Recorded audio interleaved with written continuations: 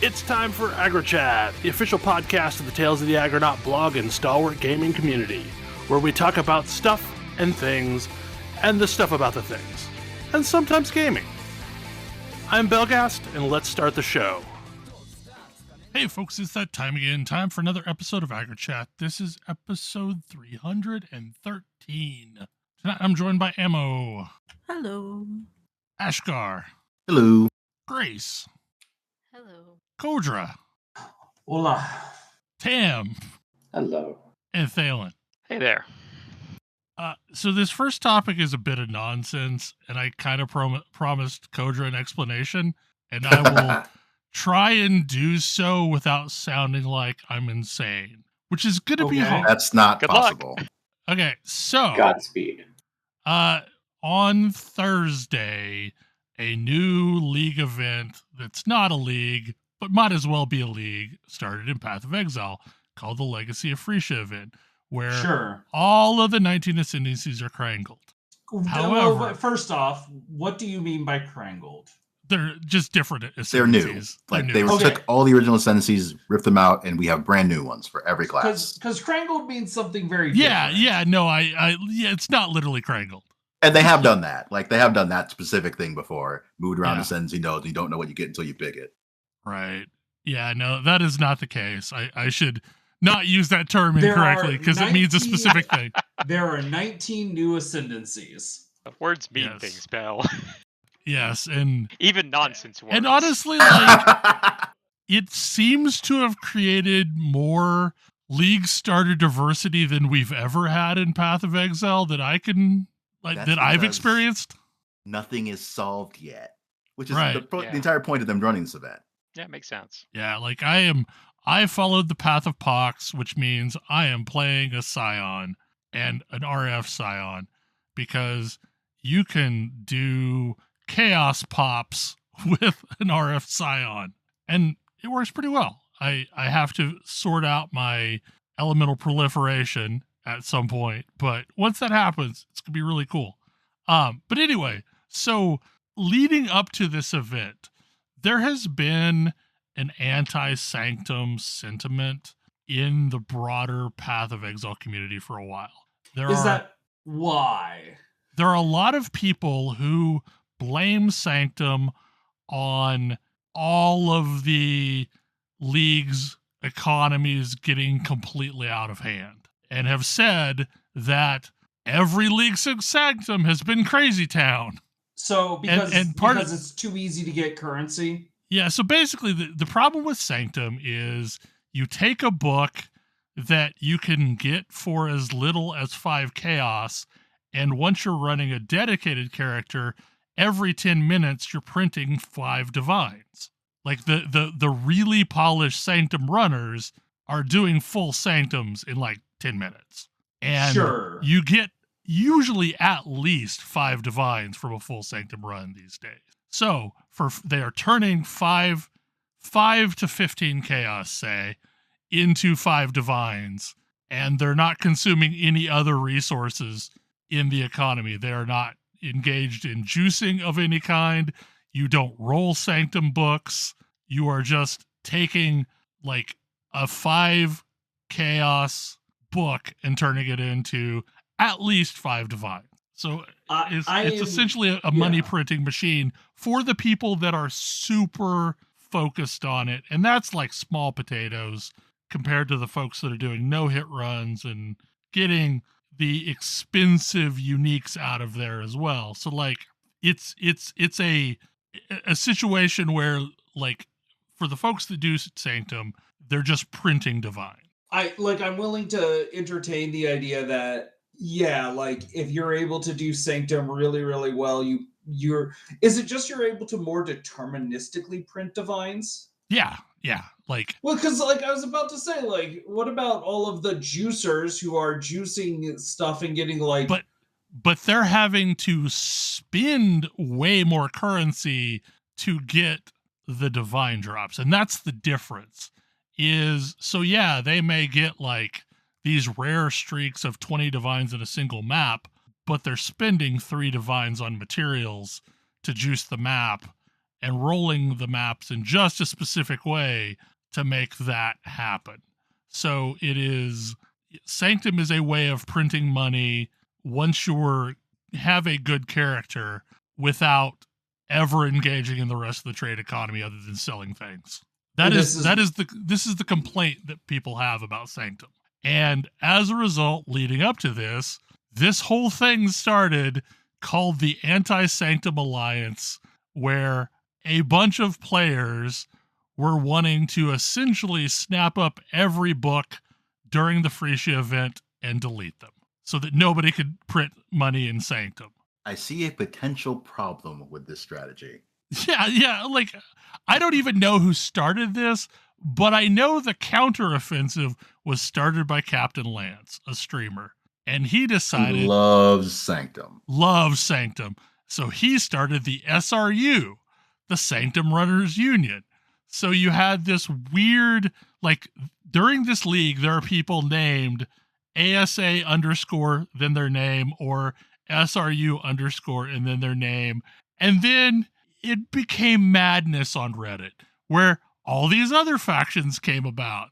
Like, I love Delve. I would join the Children of Delve, which is... So they started creating all this propaganda for all of these individual groups. I actually do have to take a second to ask, is the reason why Delve doesn't get crap because it's just not as lucrative? No, it's because Delve doesn't cost any resources, basically. But you still need to run maps. Yeah, Delve is harder right now because of the weird end game system of this league. Because you don't have an Atlas tree. But anyway, generally speaking, Delve is the day laborer of Path of Exile players. Like, it is a predictable amount of currency that you can earn, but it is not a lot of currency. It is tens of chaos, not tens and hundreds of chaos, not, tens of divines at a time. Sure. Like, there are some big ticket items in Delve, and there are some things that only come from Delve that people want, but like, much like Heist, those chase items are the only thing that's really worth a lot of currency. So it takes a lot of Heist, or it takes a lot of Delve to get those chase items. Also, like, if you're running maps, you can sell tokens to the Heisters. You can't really sell Sulfite to the Delvers. Right, exactly.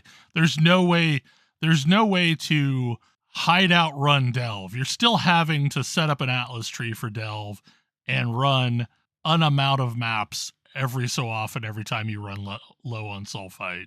But anyway, so like, it's this week on Reddit has been all of this propaganda about different organizations. Like, I don't remember the exact abbreviation, but like IRS, there was this whole treatise on how the institution of rogues and scoundrels doesn't exist, and that's just lies and propaganda. It's been wild. But the league itself is going pretty well. Like, the end game is weird. I am running a lot of Blight and I finally got some idols that allow me to have a reasonable chance of getting Nico, but I also have like Nico and June and Einhar on most maps, and also Blight, and also the Sacred Grove, but I can't really optimize any of them. But you said there was no Atlas, so like, what are you doing to shift things around? Okay, so the thing it's basically the idol system from Sanctum. Oh, okay. Yeah, so you have a grid that you can place idols in, and the idols have random rolls on them, similar to like the rolls on Heist trinkets. Okay. But it's basically all of the notables and nodes from the Atlas tree appear in random combinations. You can have, I think, 4 stat hits on an item, kind of like a jewel. The best item that I have right now is a magic item that has 68% chance for Nico to show up. And like, that's basically putting Nico on almost every map. And they drop pretty regularly. They drop about as commonly as I don't know, less common than scarabs, but maybe about like maps. You usually get 1 or 2 per map, and then you have to kind of build something out of them. They're not modifiable. They're not rollable. You can recombinate them, so it's possible to try and make a super focused strategy on just one thing. And in theory, if you're able to do that, you'll be able to juice that strategy more than you've ever been able to juice it. But the system is actively fighting against you from trying to do that. It seems fun for like an Alkin Go strategy where I'm just going to throw some idols on that look interesting and run maps and play whatever I get. And I'm able to throw my thumb on the scale that kind of target some stuff, but like it's not anywhere near as 100% as I can with the Atlas. I think I'm further progressed than I usually ever am at this point, and like already have a Cloak of Flames, already have Immortal Flesh, and already have Rise of the Phoenix. So I have essentially the basics of an RF build, and it is some nonsense to essentially have 2 Cloak of Flames because I have 1 from my Ascendancy tree and 1 from the one I'm equipped. So I just take 80% of all physical damage as fire. That thing that they just heavily nerfed out of the game almost is a thing that you can just have. Yeah. So like all the thing with the Scion this time is every node on the Scion tree is essentially some unique ability that's sought after. Like in the center area? No. The Scion Ascendancy. Oh. Its nodes are themed to uniques. Like it's no longer the Ascendant, it's the Scavenger. Got it. And like literally one of my nodes is called Cloak of Flames. And it's just 40% of damage or 40% of physical taken as fire. But I can also wear a real Cloak of Flame and essentially get that benefit twice. Got it. One of them is pulled from Obliteration, so that there's a 30% chance that enemies you kill explode, dealing chaos damage. And then another one on that tree is that chaos damage can ignite. So once I get Proliferation, every time I pop, it's gonna proliferate ignites out through the pack. So it's going to be fun. I'm just kind of in an awkward phase right now. But I mean that's League Start for you. That's League Start. I don't know if I'm gonna do this. I haven't looked at any of the Frecian things. I don't know if there's a real Bomberman Ascendancy. I think I linked a couple of them. There was one of them that basically allowed you to have as many curses as power charges. Yeah, I mean that's already an item that exists though. Like that's also not really a thing that like Hexblast is gonna be able to deal with because Hexblast is stripping those curses. It's not Hexblast, but I know there was definitely a mine build people were looking at on the Child of Oshabi, was it? Yeah, there's something with Locust Mines. A Locust Mine wand build. Oh, I would be really interested in that because I do like the idea of Locust Mines and wands. Wands are kind of silly as weapons in Path of Exile. They just have really low damage numbers is the kind of the problem. They have really low damage numbers for really high crit, and it's weird. It's hard to roll attack stats on them. Yeah, Fizz wands are always hard to get. Although, like, I posted a video in our ARPG channel of how people are deterministically crafting things through recombinators. And after seeing it explained, it makes a bit more sense. Like, you're going to go through a ton of alterations. You're essentially recombinating magic items to get the handful of really important things on a single item. And then, crafting it with, finishing it off with probably the 3 crafted mods type thing. That's what I would do. Like, the people who are really wanting to create perfect items just have tabs full of base items that they're recombinating until they get the perfect item. I usually am good with getting like maybe 3 stats that I absolutely have to have on an item and then crafting the last 2. I don't know. It was also a lot of fun to play Ice Traps in Pox League. That build was far better than I expected it to be. Anyway, more Avowed discussion. Yeah, I picked this up after you you talked about it last week, and man, Obsidian is weird. Yes. I'm so torn because I absolutely respect their commitment to their weird setting, but man, it's a weird setting. I like their setting. It took a bit for me to like the setting, but I do like the setting now. Yeah, like I feel like I could enjoy it. My big problem is that I have repeatedly bounced off Pillars of Eternity games, and I appreciate that I don't feel the need to have studied Pillars of Eternity games in order to play Avowed. And in fact, it was not immediately apparent to me that it was part of the same game series. I feel like there's a lot of proper nouning happening at the beginning of Avowed. This is Obsidian, yes. Do they at least let you mouse over them and see what they mean? No. They're highlighted. They're highlighted, but you can't actually mouse over them, which that was bizarre.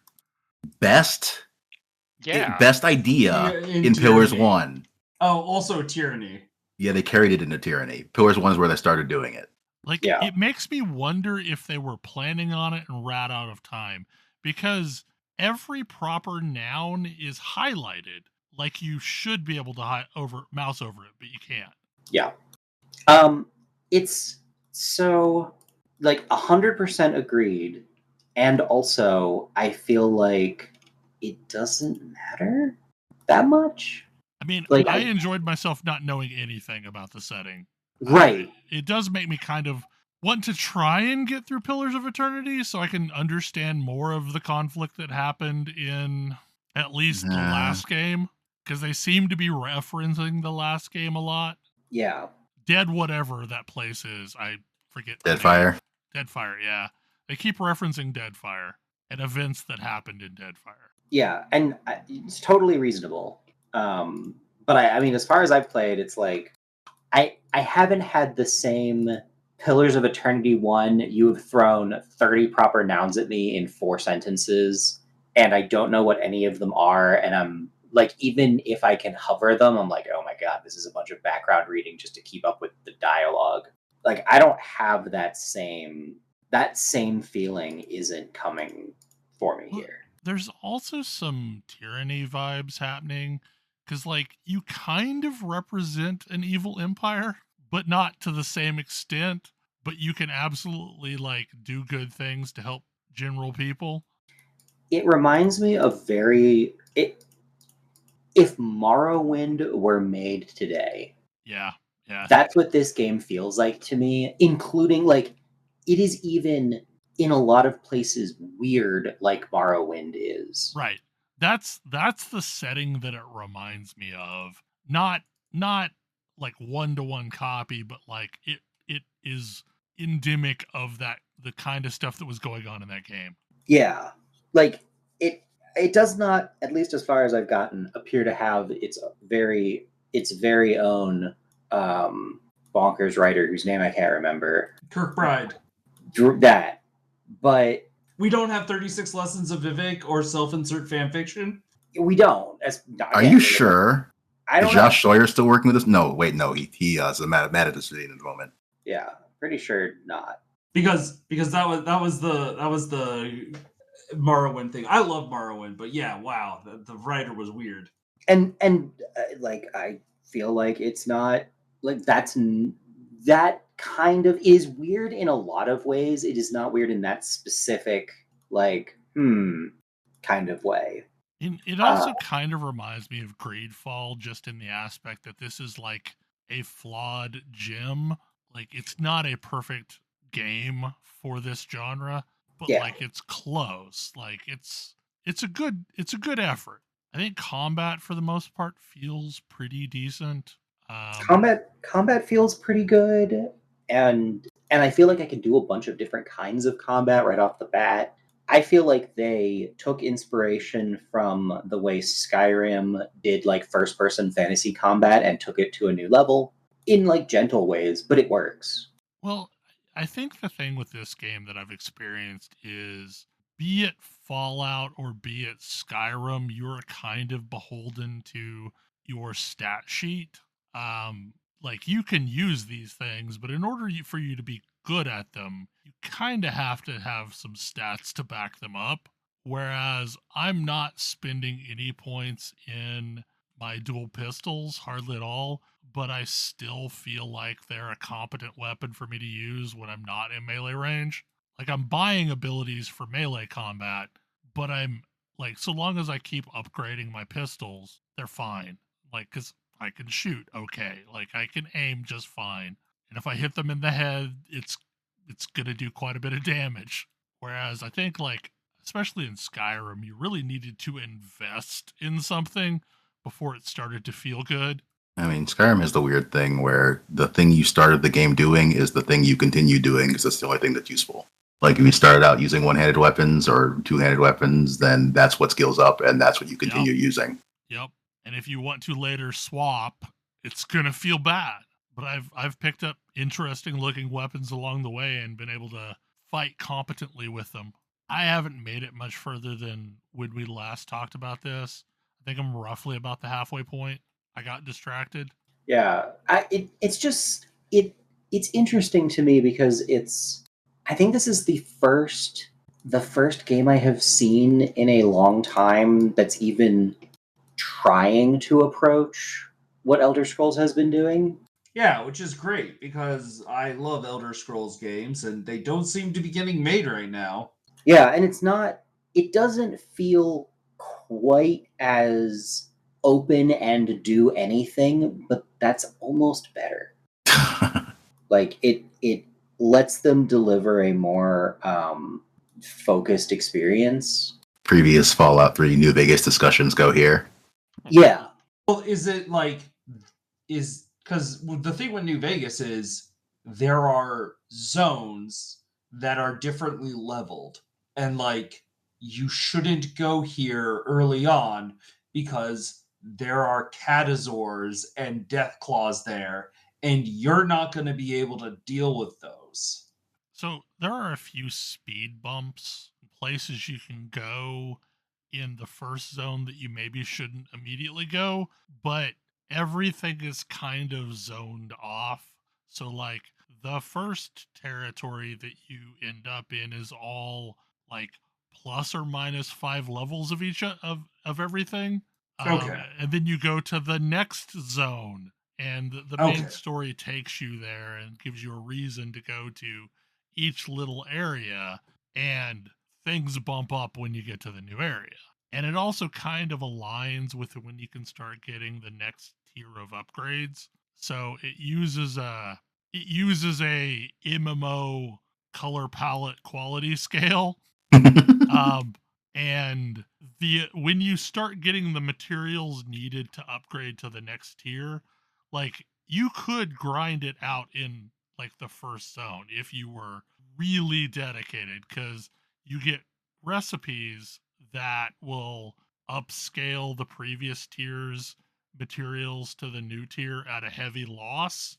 But when you go to the new zone, that's just now the common thing that you get. Like, so instead of getting like white weapons everywhere, you start getting blue weapons everywhere, and you can just break them down and get all the materials you want. So that the gating of gear and the gating of monsters align to each other really cleanly. And if you do not care about crafting at all, you can just wait till you move to the next zone, and they're going to start handing out the next tier of weapons like candy.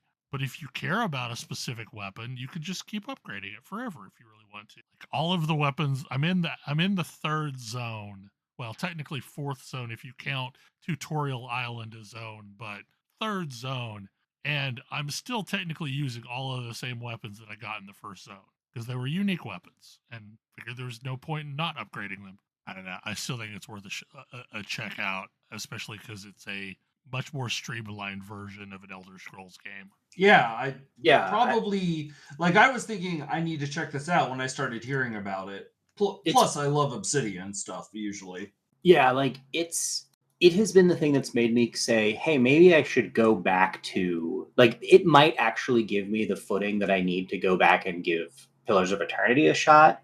Yeah. Because it's one of those things where it's like, I don't know, not to get all like, deep in the weeds media studies wise, but like the immersiveness of the first person or even the like over the shoulder third person puts so much into what you are seeing right in front of you that it communicates a lot more about the world and how weird it is that I don't really get in the like isometric zoomed out RPG mode. Like that's all text. And so being able to visualize it, it's like, oh, okay, I see what you're saying. I see what this is about. I see what's going on here. And they've got some interesting characters. Like the shark people are cool. The weird Technicolor raccoons are cool. I don't know. That's the only thing that I can really like. The weird halfling sort of raccoon race. I don't remember what they're actually called. Orlans, I think. I think of them as hobbits, but yeah, like fuzzier hobbits. Yeah, I can see that. I mean, it finally hit me last week why Kai is so familiar. It's Garrus. It's basically just the Garrus actor doing the Garrus voice. Civ 7. Yeah, Civ 7 came out, and I don't know if anyone else is playing it, but I've been playing it today. It's a new Civ game. There's some pretty big differences to how they're doing it this time that I think is very interesting.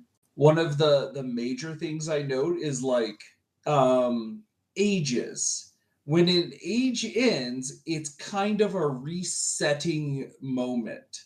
Like everyone, there are things that like there are definitely advantages that you are steamrolling ahead with, but it's also a massive like catch up moment where everyone's effective tech trees restart and like you start building from the same point zero each age.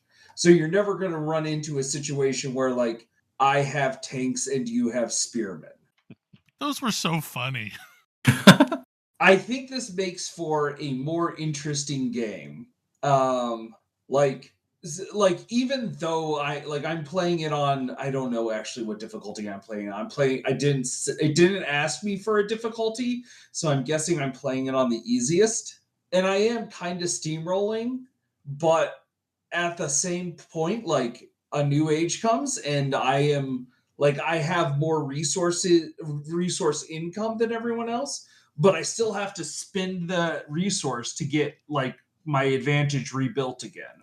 And also like all of the previous city states go away. So unless you've integrated them into your society, like there's a new set of city states to go and hunt down.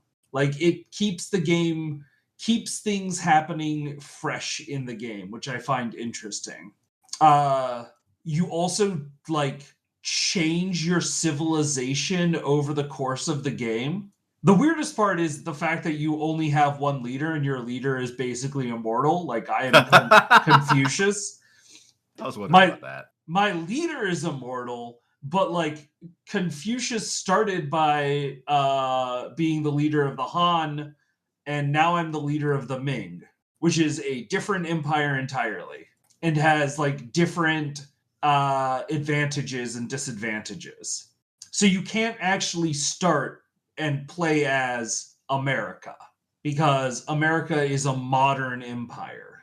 It's kind of interesting because like previously the only real transformational things that I think you could do were like adopting styles of government and religions. Yeah, and even religion changes like from mysticism to like religion where you are trying to spread your religion. Like those are two different flavors of religion. I've only made it, I think there are 4 ages. I've only made it to the age of exploration at this point, which is the second age. And yeah, it's very different. It's very different and very much the same. Like resources are very different. It's been a learning game. I've been having a lot of fun with it though. Yeah, the resets for ages make me think a little bit of the Crusader Kings like reset when you have a new when you have a successor, and like Yeah. that was just really cool to me. Like you keep your, and that's the other interesting thing. Like you start with one. Every age has 2 tiers of settlement, and by default, only your capital is the higher tier of settlement. Everything else is like you doesn't actually have production. All of its production gets turned into like gold generation for you, and you have to like spend gold to promote it into a fully fledged settlement. Like I think it starts out as towns and villages, and then it goes cities and towns. I don't know what the next ones are going to be, but like you have to promote a location, or it can just sort of be off here, and you can purchase structures with gold for it, but you don't actually generate production natively. You only generate gold from it. Is it possible to take over somebody else's city to get a second city? It is yes, but it automatically downgrades into a village, into the lower tier, and you have to, and then you have to then upgrade it. Also, there is a strict limit on settlement. Well, not strict, but kind of strict limit on settlements. I've seen that passing it has a bunch of effects. It's -5 happiness to every single settlement in your civilization per settlement over the limit. It's bad. Yeah, I don't know that the way that I play Civ games would be conducive to this game. What do you mean? I build lots and lots and lots of cities and focus on building the tech tree, and then when someone attacks me, I exterminate them and move on. I mean, you're gonna be limited in what settlements you have, and you're gonna want to kind of place them strategically, because the other thing is there's a lot of like all of your buildings are actually like districts in this game.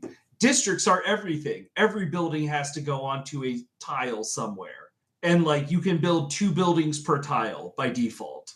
So like you're figuring out which tiles are you going to have be like your outlying agriculture, which tiles are you going to have like be your city districts. But like I don't know, you can still build stuff up, and if you want to go smash someone, you can raise their cities. That's totally fine. A lot of stuff that felt like it was a super limited resource, like a cool idea but super awkward to use in Civ 6, is like way smoother. Like the districts I felt were a little awkward in Civ 6. They are like the fact that everything is a district makes a lot of sense in this game. Leaders, like military leaders, were like you had to get lucky and get a great leader for that. In this, like you can just recruit those, and they're extremely valuable because you can pile a bunch of units into one leader and have them move around the map as a unit, and it makes the micromanagement of that a lot more fun because you don't have to move 7 guys around the map. You move your leader and then you hit deploy army, and it deploys the army around your leader. And units don't gain experience, only leaders do, which is also fun. So you want to try and make sure that if you're going fighting, you're taking your generals with you. But yeah, that's everything I've heard is that it's like a huge number of changes. It's a huge number of changes. This sounds like a drastically different game. And honestly, that's sort of what I hope for and expect from each new Civ, because each previous Civ is still eminently playable.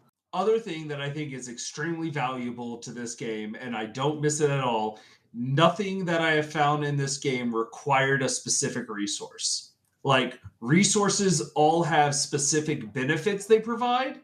None of them are like strategic resources required to like gain a specific type of unit. You are not just completely out of luck if you don't have iron when you get iron working. Because that was a huge problem with Civ 6. Is like, oh, the map kind of screwed me, and now I just don't get to have like gunpowder. Oof. Yeah. I kind of feel like the only Civ game that I can remember being drastically off formula was Civ Call to Power. I thought you were going to say Civ Revolution. I didn't play Civ Revolution. I don't know what time frame Civ Revolution was. I've never heard of this game that you just mentioned, Bell. What? 1999? Yep. It was, I think, the first Activision Civ game. Okay. And it was kind of different. Civ Revolution was notable for being the console Civ game. Ah, okay. Never played Civ on a console. A lot of people played this one on mobile because it came out on iPhone and iPad. But yeah, it's neat. There's a whole bunch of different like quest chains that you can be working on towards getting like your next age to be a golden age. I recommend it. I think I'm having fun with it. I think it's probably worth a lot more experimentation. That's cool.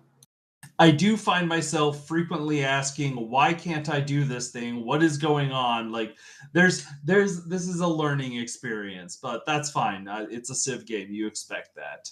I mean, honestly, in the cases where it hasn't been for Civ, I felt bored very fast.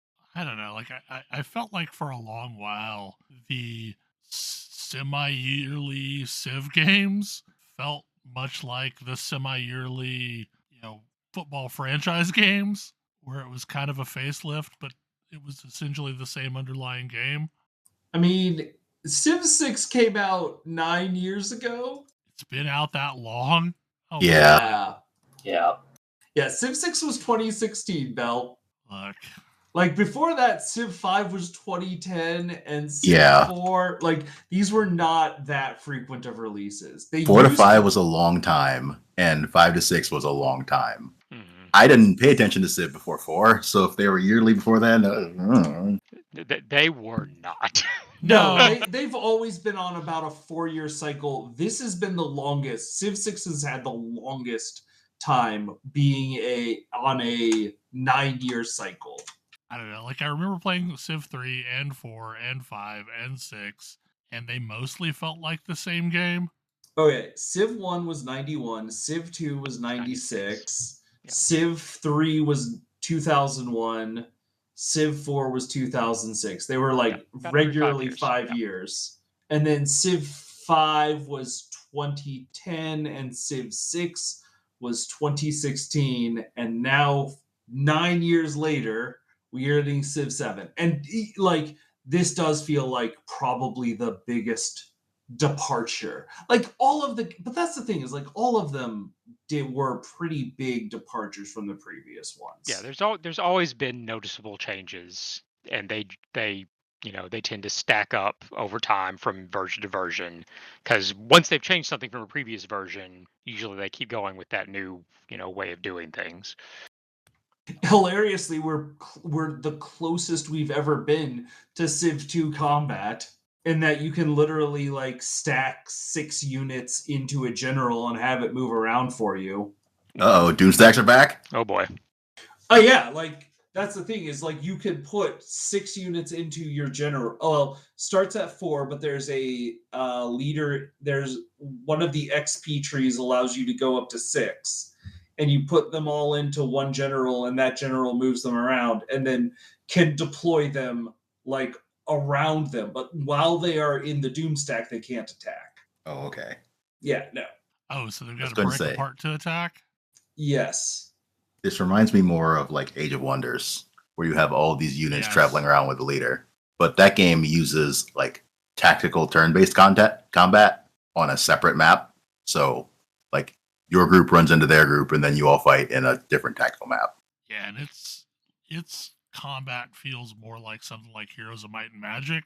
But yeah, if you can't like attack while all stacked up, then it's considerably different than like earlier Civ games. It is considerably different, but it's let me just say, this is the best the micromanagement of units has ever been.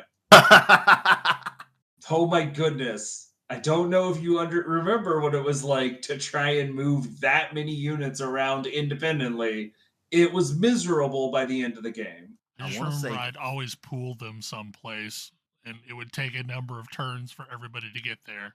I want to say 5 was the first one that didn't let you stack them up.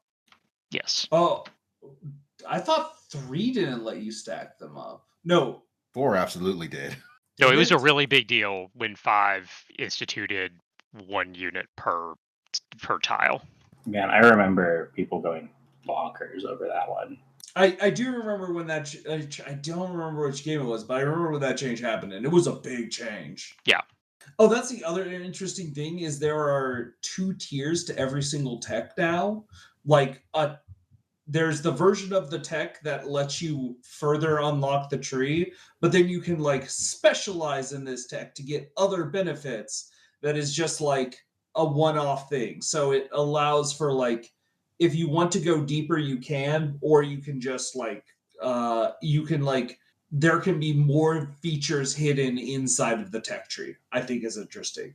Also, there are Civ-specific civic trees. Wild. That is a lot. It's a lot. There's probably even more I'm not even thinking about, but it is fun. It's a lot of fun. Pigment. So I've spent a lot of time playing Civ 7. I've spent probably about an hour and a half playing Pigment, and there is not an hour and a half worth of game there. There's probably about 50. I mean, now for me it's probably like 5 minutes, but there's about 15 minutes worth of game there, and it's a really fun 15 minutes. This is a game I saw somebody link on Blue Sky, the developer, off of their itch.io page. It is dstiers.itch.io /pigment.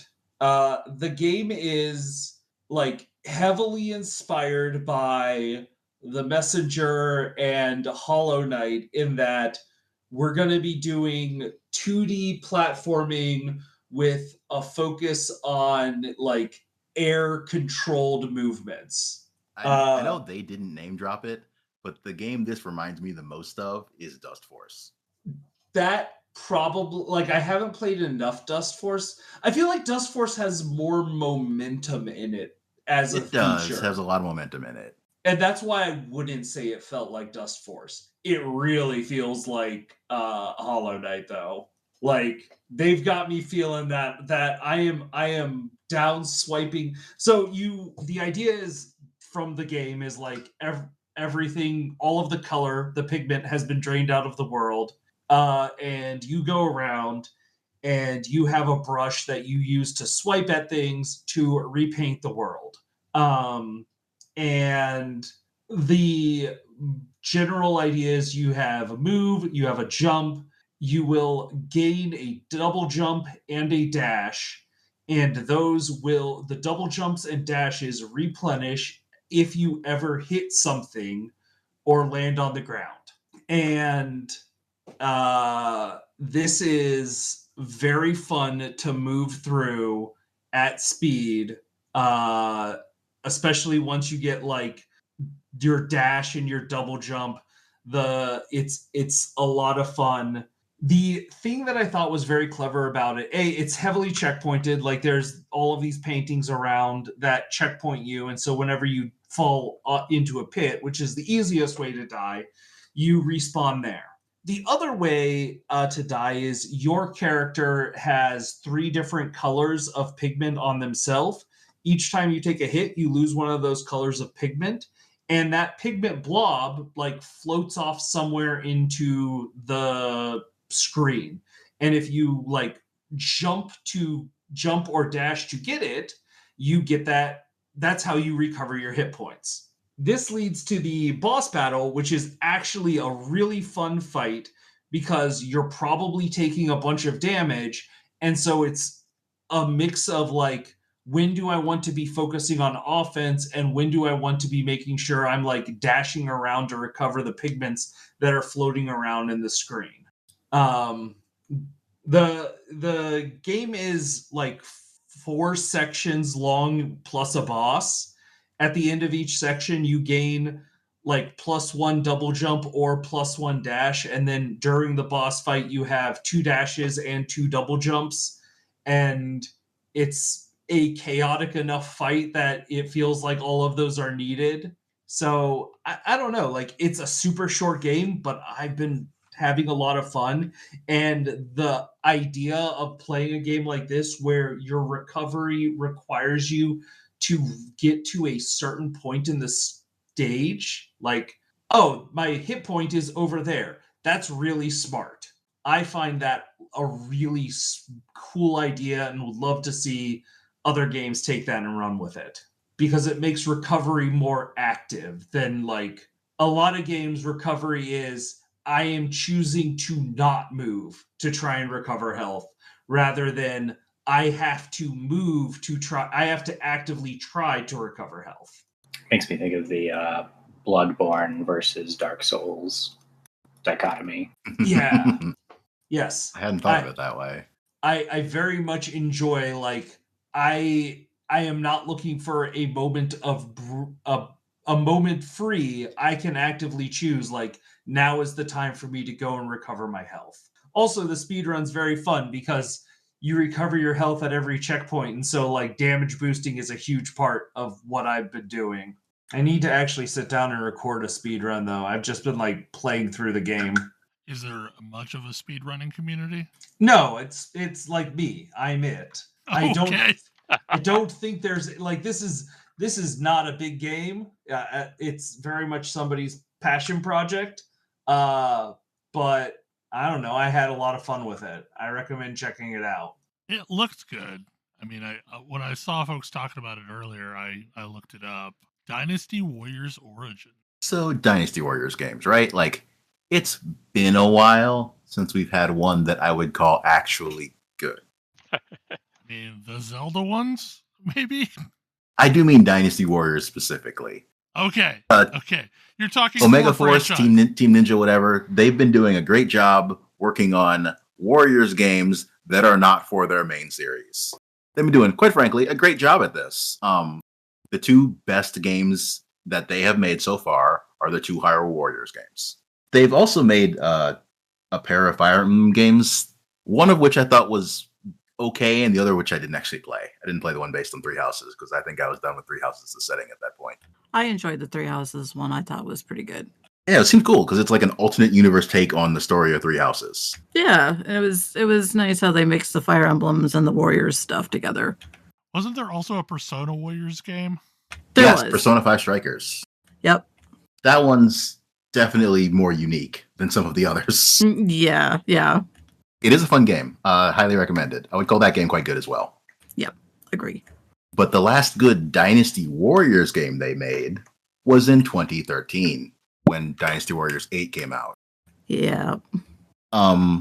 They milked 8 for a while. It got its usual Extreme Legends Complete Edition releases, whatever.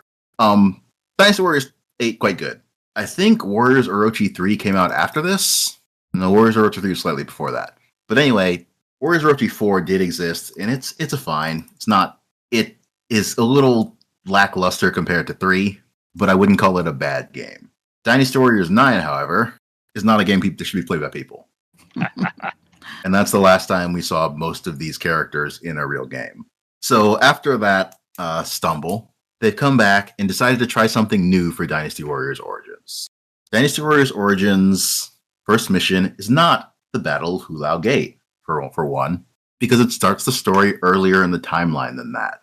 And gives you a player character who is a random nobody who did not exist in the novel. Huh. So they get to show some interesting sides of characters and situations that just have not been around before, since they're starting earlier and they have a unique perspective with which to show you these.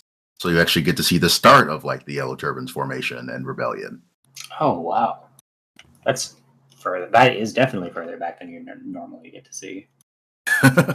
I haven't gotten that far into it yet, but there's a demo showing you like it gives you a pretty good cross section of systems. The actual in-battle gameplay is similar to how it usually is. With some exceptions, you have additional special attacks that don't use the Muso gauge. They have their own bravery gauge. You can use these to counter things that other officers are doing at times. Officers can call you out for duels. You can call other officers out for duels. That will give you just a sort of one-on-one fighting in a circle. It's kind of fun. And you are always, at least in the game proper, paired with someone else who is, normally a character here. So it's your nameless character and Guan Yu are going into battle. And you can switch to this character, and they have some abilities from previous games, like they have Moso Rage. And they're strong. Like, these characters are clearly more experienced than you are. And it feels fun to tear stuff up with them. The actual structure of the game involves you on a sort of world map, traveling through the regions of China, fighting in various battles. It seems like a very good... I did decide to pick up the demo for this, played the demo before picking it up. And yeah, the early game is satisfying some of the promises of the demo. One of the more interesting things about character progression, though, is that in order to level up your character, you have to skill up in different weapons. So, like, the spear is a different moveset than the sword, but you need to use both if you want to level up your character. Aha. There are also fist weapons, and I think there's like a heavy club or something. I haven't gotten that yet. But yeah, I am very much enjoying it. They managed to provide a decent amount of gameplay variation, even though you only have one character, by forcing you to switch your weapon all the time. And I think it's interesting. And yeah, it really has been a while. Yeah, I really hadn't realized how long that's been. And yeah, you're right. It's been much longer than I realized. It's kind of funny because they also came out with a Dynasty Warriors / Samurai Warriors roguelike in the meantime that I don't even know what to think about. Very weird. Wild.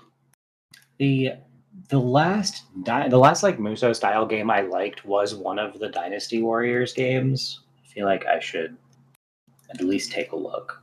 It's funny. I remember playing one of the ones on the PS2 back in the day. I never owned any of them, but the first one I bought for myself was Dynasty Warriors 6, the first one on the PS3. It was bad. This is the worst Dynasty Warriors game. Oh no. So it took me a bit to get into the series proper. Deliver at all costs. So I think I've mentioned I have this ongoing habit of clicking through Steam recommendation lists like every so often. Because it'll explore your queue. And boy, you get into some stuff like the third or fourth queue in. Yeah, you do that long enough, it starts like just getting desperate and throwing completely random things at you. Yeah. So it's real weird. And I don't remember which queue I was on when this demo popped up, but it was like, deliver at all costs. It's a demo. The game isn't quite out, but like, I'm probably going to pick it up, actually. Do you remember Grand Theft Auto? Not GTA 3, but Grand Theft Auto. Oh, yeah. The 2D game. The 2D game. This feels like a modern version of that, where the premise is you're a delivery guy. It's got a little bit of that Yakuza, you are the straight man for everybody else's wacky hijinks going on. But it's got like, it's using a combination of a physics engine to like, I don't know, simulate stuff rolling around in your truck and, lifting things up and moving them around. And then you're just trying to make deliveries and do various things under certain conditions. And it's honestly I played through the demo, and the demo was actually quite fun. It's like, oh, here's, you're going to deliver some melons, but the box broke. So they're just sitting free in your like pickup truck. Don't take turns too fast, or melons will fly out and start splattering everywhere. Or like, your very first thing is, hey, we need you to deliver a huge box of fireworks. And your like helpful, overly ambitious like delivery lead is like, yeah, the customer ordered extra packaging for this, but like that's an obvious scam. So I cut all of that out, and we're gonna keep the savings. Oh, no. And so you're like driving around while these fireworks are going off in the back of your truck, and you're dealing with that. And I was delivering a giant fish, all in this very GTA styled, not quite fully overhead. It's isometric, but it's got that same vibe. It was just charming. It was like, this is the right kind of silly for me right now, while still being like interesting and varied. And it's set in the 50s, for some reason. I'm not entirely clear. I haven't quite picked up exactly why that was important, but they sure are leaning into it. But yeah, it's a weird, charming little game, and it reminds me of a game that I feel like has been long forgotten, because I really enjoyed like the 2D GTA games. Those were actually really fun. And GTA 3 was good, but was not that game. Those games. Yeah, it was. And it wasn't very like different. they're still this was sort of proof that like, oh yeah, these can still be fun. I don't know why, but as you're sitting here talking about it, I was thinking of a totally different thing that needs to be revisited. What if you had Crazy Taxi, but you're like an Uber Eats driver? I thought when you described this was Crazy Taxi at the beginning. Absolutely has a Crazy Taxi vibe to it. That was my first thought on seeing this game. Yeah, not old GTAs, because I'm not old enough for those. Like it's definitely got a bit of both of those. Yeah, it's not as arcadey as Crazy Taxi, but it is wacky like Crazy Taxi. And there's a free demo. Like this is one of those that like I think that if this had not had a just oh yeah here try this demo, I would have been like haha that looks funny and moved on with my life. But the fact that I could just be like oh yeah no that's cool. How about I at least try out the demo for free? Like all right, yep, you got me. That was fun. I'm pretty sure it comes out soon. But I recognize that I'm totally incapable of following game releases currently, because Steam was how I found out that Majima the Pirate is out. A game whose title I cannot honestly remember. Why not? It explains exactly what it is. Pirate Yakuza in Hawaii. Yep. Okay. I knew that is in fact the title. I knew it had a lot of those words. Yeah.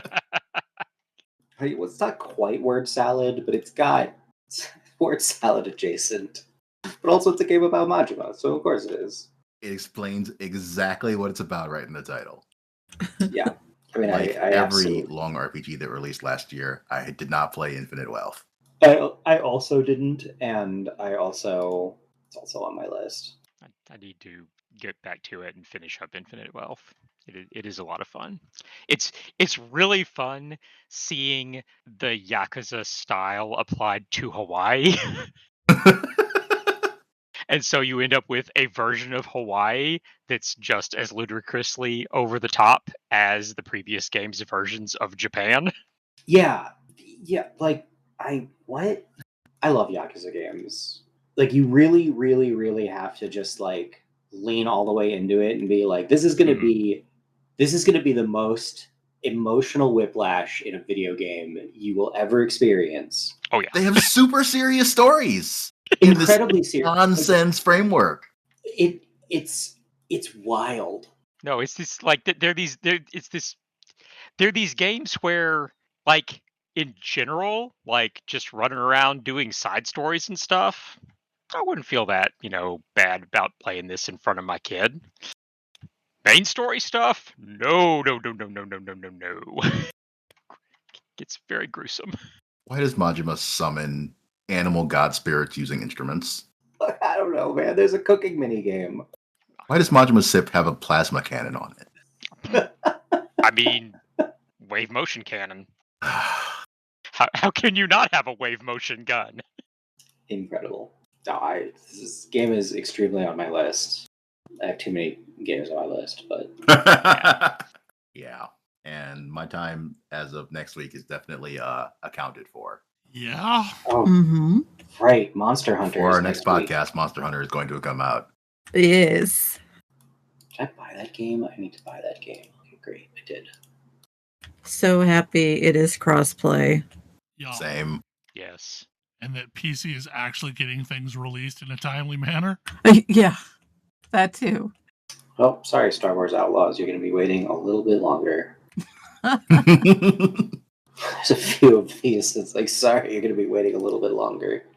Like, I'm probably not going to play more Marvel Rivals. No. At least for a little bit. Just Yeah. Sadness about Marvel Rivals. yeah, God. Ugh. What do you do when you have a wildly successful game? You kill the entire studio. Thanks, I hate it. I genuinely cannot remember if I talked about playing Marvel Rivals on the show. I don't know if I we don't talked think you about it. did. I don't think you have. Because I feel like it's one of those things where I probably would have been interested if I knew other people were playing it. Oops. I guess, like, I don't know, spoilers, I've put 35 hours into Marvel Rivals over the last 2 weeks. Wow. Oh, it's... I was interested, but it also came out the exact same week as Path of Exile 2 Early Access. I think like the same day, even. I played a lot of it like the first few weeks it came out, but I have not played it much recently. I haven't played it, but I am just overjoyed that now the entire world knows of Jeff the Land Shark. Yeah. Jeff is so pure. Yes. Jeff is great.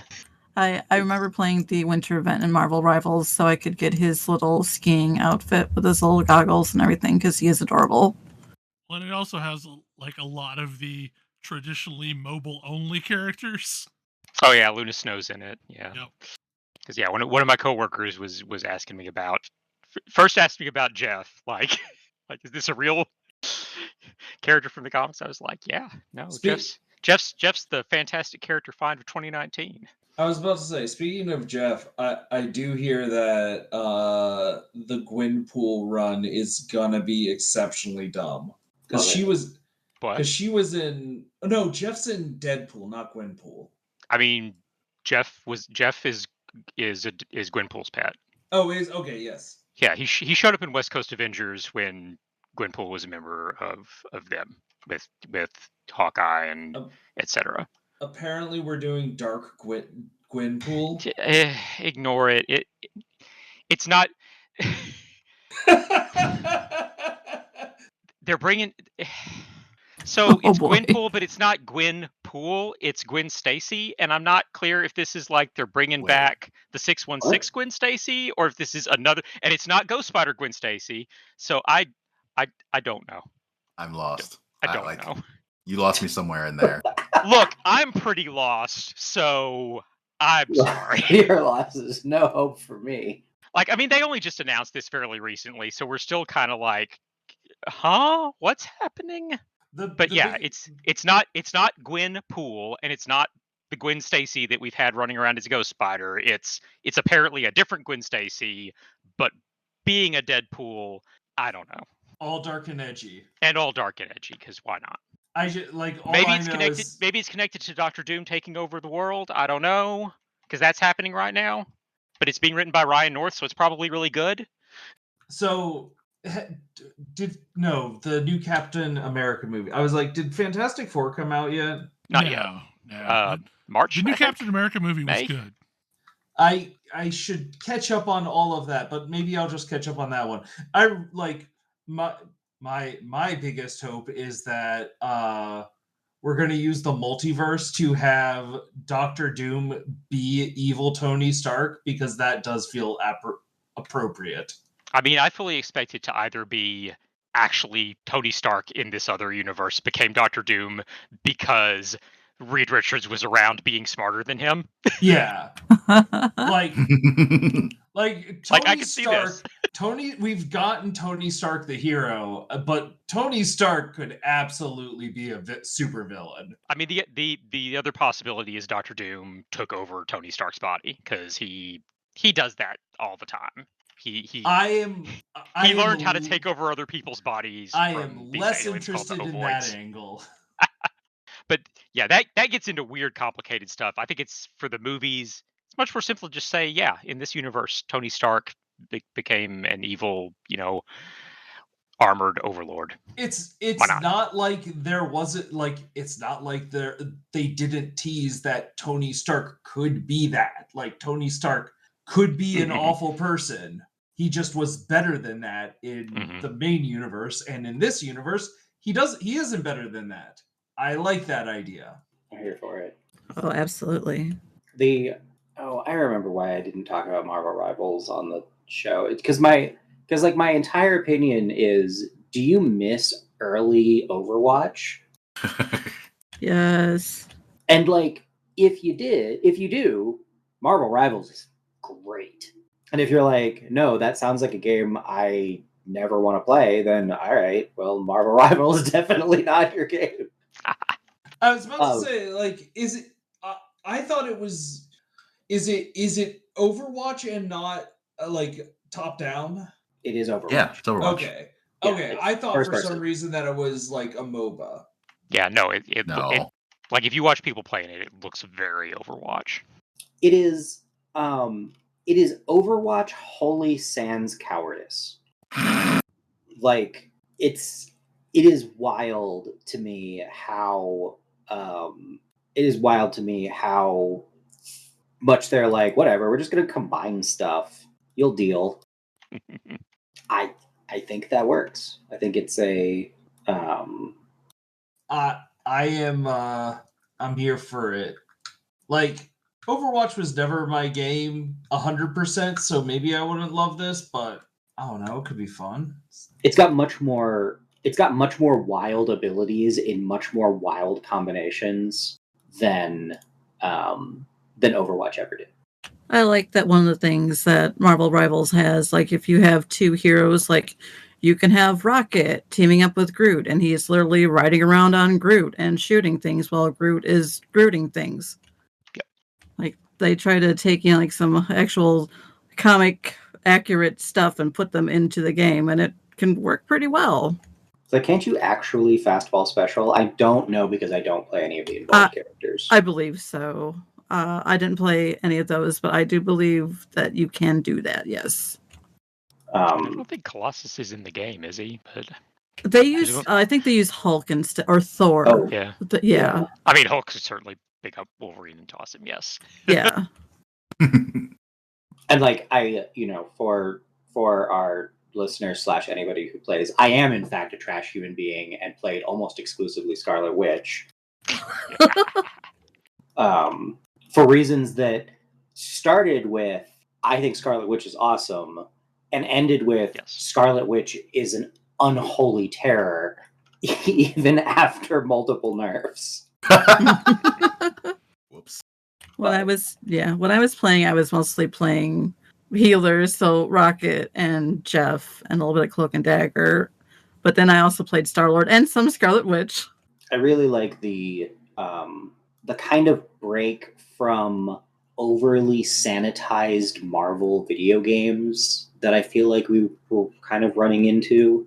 Like the Avengers game is sort of the like perfect version of this for me, where it was like they can't do the whole movie thing because they don't have any of that licensing, and it would be monstrously expensive to even try. But they're not going stylized enough to break from that. So it's just kind of the Avengers we have at home sort of vibe. Well, I do like that, similar to Jeff the Land Shark, like they're taking advantage of some of the lesser known characters that they have.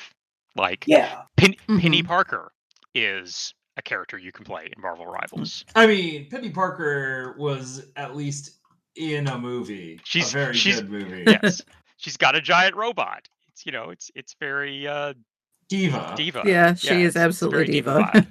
You've got Jeff. Squirrel Girl is a character you can play. Although apparently she doesn't have a team up with Iron Man, and I don't know what they're thinking. I like that they're making them into actual characters rather than skins. Mm-hmm. Yeah, I want more of that. Like it's definitely commentary about the art style, but like the fact that there is a really stylized look to it, like that's really cool. I feel like we haven't. It reminds me of Children of the Atom, that had that that really distinctive, just super cool arcade fighting game visual style that was like doesn't look like a comic book, but feels like the sort of stylization you get in a comic book. Anyway, more games doing that kind of thing, please.